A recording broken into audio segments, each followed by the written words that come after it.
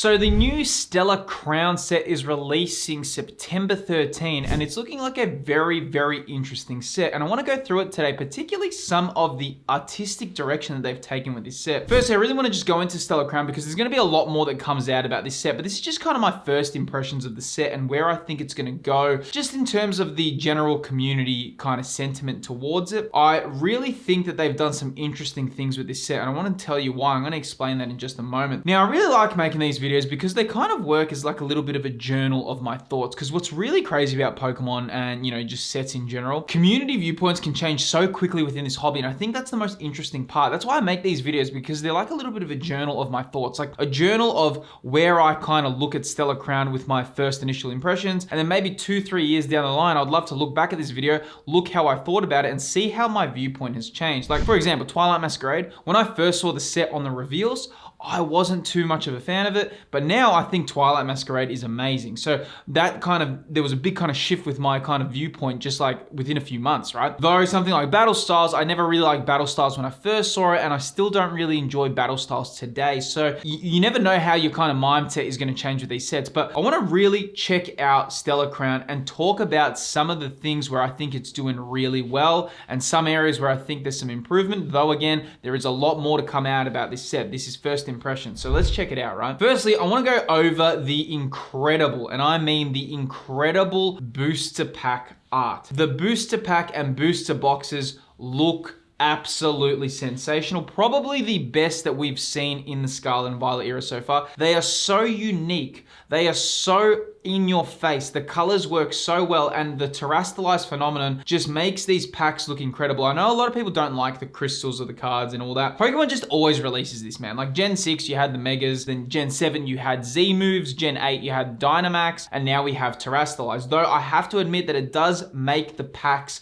stand out far more, and they do give them a unique flair. Moving forward with the ETB. So the ETB has Terapagos as the main kind of standout on the ETB. I think that blue really makes it stand out. I think the blues look incredible, okay? And I think it makes it a standout feature. And I actually like the sleeves. I think the sleeves are actually one of the highlights of the ETB, what you're gonna get. It will be interesting to see if these sleeves actually sell for a fair bit, just because they're so cool. And like, I mean, I just like the look of them. I'd love to sleeve my cards in these Terapagos kind of unique sleeves that come with the box. Then of course you have the promo card that's within it, which is Noctowl. Now, you do have the Pokemon Center version and the normal. I think this is a very, very bland card as a promo, to be honest. I think it has not much going for it. It is quite a boring artwork. I think usually with these promo cards, they can sometimes use a bit more of the artistic direction here. I do think that this Noctowl is a little bit muted and they could have done a bit more on it. Obviously, if you're going to collect this, I would always go for the Pokemon Center stamp, because they are kind of your modern first edition stamps. Though I don't think that this artwork draws anything in terms of anything memorable about it. I love Noctowl as a Pokemon. It's a very classic Johto Pokemon. Though again, I have to say they missed the mark on the promo cards with these ETBs. Of course, this is my opinion, and I'd love to know your thoughts and where you kind of see this going. Though I just don't think that this Noctowl really nailed it out the park. I think they did much better with the Obsidian Flames Charmander,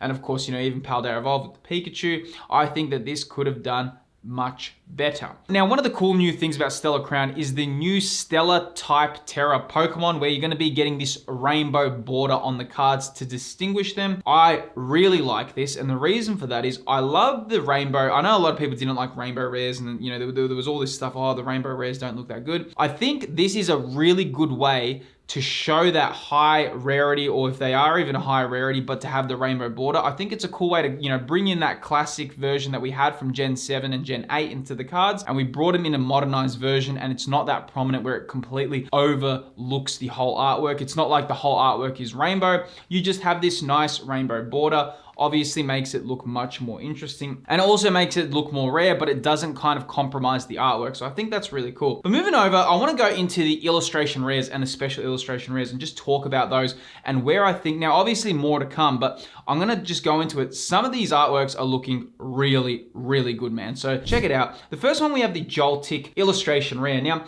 this Joltik is a very cool card, particularly because of the framing of the card.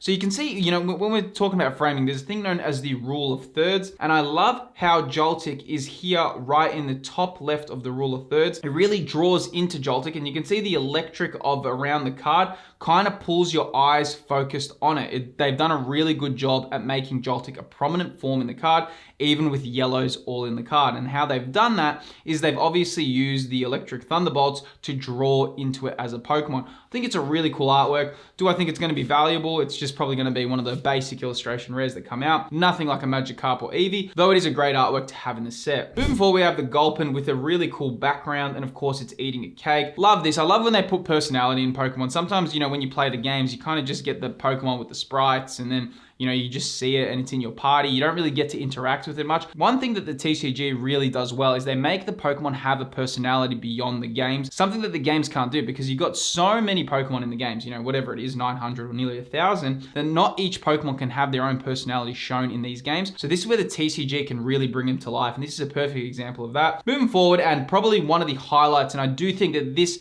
card in particular has the chance to become one of the chase cards, given the fact that Bulbasaur is such a loved Pokemon. This is sensational. Man, I love this card.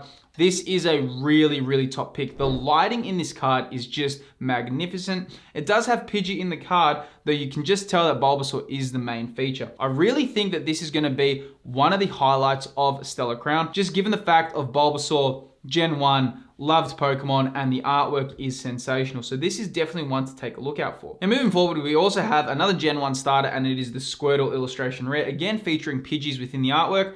This is also just incredible. What an amazing artwork. The lighting of these cards is sensational, and of course Squirtle is such a prominent feature within this card as well. I love it. This, along with the Bulbasaur, perfect. If you pull these, you would be so happy to pull these out, and I can't wait to try, you know, rip into this set and see what my chances are to pull any of these. I would be happy with any of these, but this is sensational, right? I really love it when they make artworks with so much character, and these are perfect. So, you know, the Bulbasaur and Squirtle, I do think they're going to be very, very hot cards within this set. Why Stellar Crown is looking a bit interesting is you also have a lot of starter Pokemon featured, like Raboot, and here is another amazing illustration rare. Though what's interesting about it is it's in an ice environment, which is actually very weird because it's a fire type Pokemon, though again, that fits that Stellar Crown vibe, right? I really like it, and I'm thinking it's going to be also I don't think it's going to be a chase card by any means, but I do think it's going to be a nice card to have in a collection just because of how awesome it looks. Now moving into the special illustration rares for Stellar Crown, this is where it gets interesting, because as we know, special illustration rares are the highest level of the rarity within sets, and they're kind of your main chase cards, right? So the first one we have on the list is Hydrapple, and this is a very unique artwork. You know, you have all the cards around it. I think it's awesome in terms of the uniqueness of it, though I don't think that this is a card artwork that I'm that, you know, pulled into. I think there's going to be a lot of people who love this artwork. This isn't my general style of card. I'm not like the biggest fan of this kind of style. I know that there would be a lot of collectors that do love it, so I'm not going to diminish it. It's just not my kind of artistic style that I like with my cards. But one thing I do love about it is the fact that Hydrapple has actually become a special illustration rare, kind of like Iron Crown. I love it when these not so popular Pokemon get their time in the sun.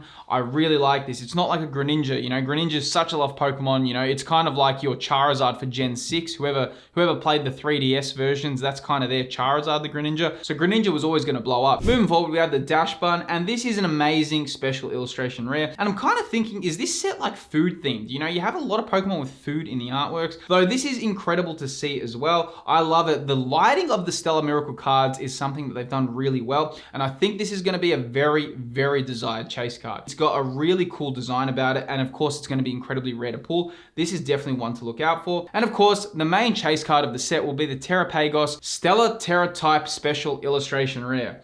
That is a mouthful, right? I mean, typing that out is going to be annoying, but you know, that is an incredible artwork. I love this. The rainbow borders along with this card look fantastic. The monochromatic color scheme of these blues and purples look amazing, and the rainbow border complements this well. This is definitely going to be the chase card of the set, and it's definitely going to be a very, very expensive card.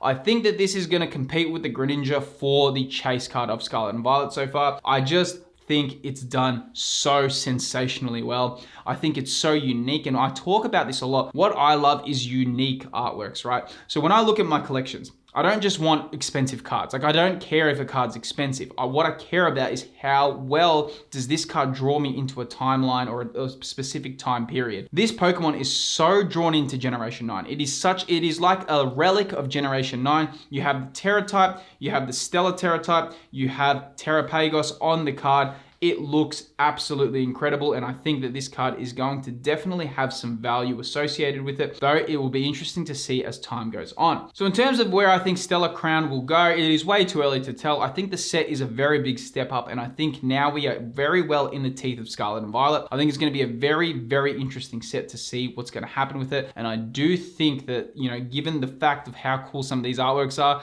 that there is a chance that this will become a very, very revered set within Scarlet and Violet. The box art and the booster boxes look incredible, the booster packs look amazing, and the illustration rares amazing, and also the special illustration rares are looking great with more to come. I like the new Stellar Tera type. I love the rainbow borders. I think the rainbow borders are looking amazing as well, and they don't overtake the card in itself. It's just kind of like a border that makes it more prominent, right? Though while looking at Stellar Crown, there is also some questions about the artworks, and I think that the artworks are a real step up. Though if you do want to know the best artworks within Scarlet and Violet so far, I did make a video about that, which you can see right here. Within this video, I go over the best artworks of Scarlet and Violet. Click that video on screen and I'll see you there so we can talk more about it.